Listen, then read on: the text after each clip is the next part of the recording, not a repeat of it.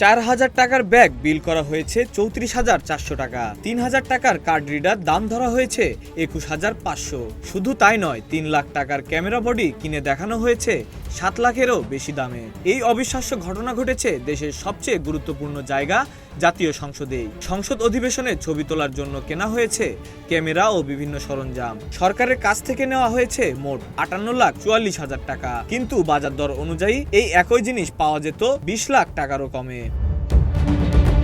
মাত্র 19 দিনের মধ্যেই সম্পূর্ণ হয়েছে পুরো কেনাকাটা, যেখানে সময় ছিল 30 দিন। অভিযোগ উঠেছে দামি ব্র্যান্ডের নাম ব্যবহার করে দেওয়া হয়েছে নিম্নমানের পণ্য। কোথাও শুধু লোগো লাগিয়ে দেওয়া হয়েছে, কোথাও অন্য কোম্পানির parts, lens, flash, memory card, সব ক্ষেত্রে একই চিত্র।